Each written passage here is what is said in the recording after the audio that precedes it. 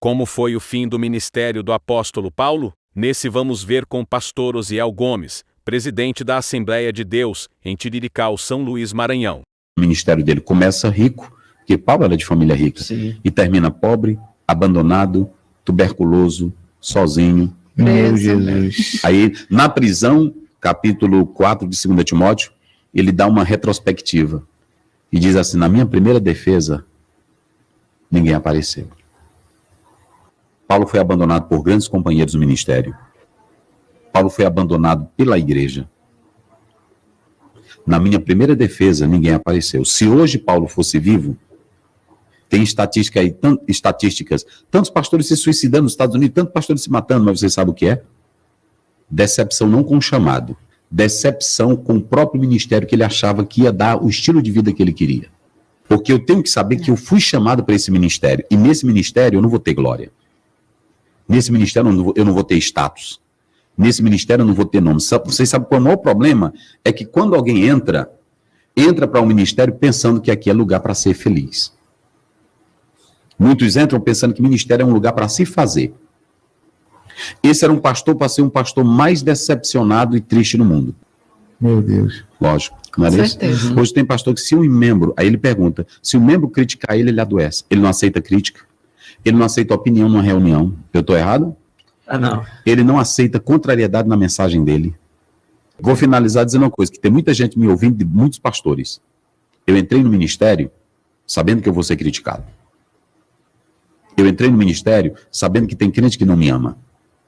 Eu entrei no ministério e tem dia que eu chego na igreja, o irmão diz assim: pastor, irmã, agora ali está falando mal do senhor. Aí eu passo por ela: Pai do Senhor, minha santa, como é que está? Está bem?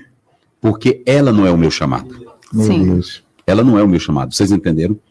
Então, se o irmão, ele pegar na internet, eu vejo aí na internet, eu não concordo com o pastor, eu não estou me importando se ele concorda. Paulo diz em Romanos 14, tenha tudo bem definido. Eu estou sabendo que eu estou pregando a palavra de Deus. Eu não estou pregando ideias minhas. Sabe qual é o maior problema? Quando eu vou para o púlpito com ideias, quando eu vou com Bíblia, eu não peço perdão. Paulo tinha decepção? Não. Paulo tinha frustração? Não. Paulo tinha lágrimas, Paulo tinha medo, Paulo tinha temores, mas ele disse assim, olhando para trás: eu combati o bom Combate. Acabei a carreira, Guardei a fé. agora o que me aguarda? Ele nunca aguardou nada daqui. Meu Deus. Sabe qual é o maior problema, pastor Felipe? É quando eu aguardo um crente me parabenizar. É quando eu aguardo um crente me reconhecer. Os elogios. É quando eu aguardo um crente me elogiar. Reconhecimento. Aí o que acontece? Eu entrei para o ministério e veio a pergunta dela. Eu vi o pai sofrer. Eu vi minha mãe várias vezes chorar por causa de crente. Falando mal dela, falando de tudo. E eu passava, às vezes, eu ia para o banheiro, eu passava 3 horas, eu escutava meu pai orar. Eu escutava meu pai orar. Aquilo ali começou a me marcar. Então eu tive desejo.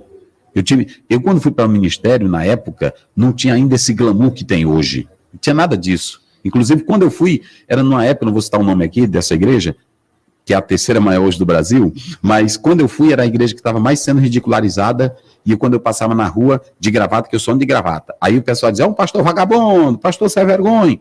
E eles diziam, por causa desses escândalos. Nada disso tirou a glória de ser pastor. E para finalizar, eu vou dizer o seguinte: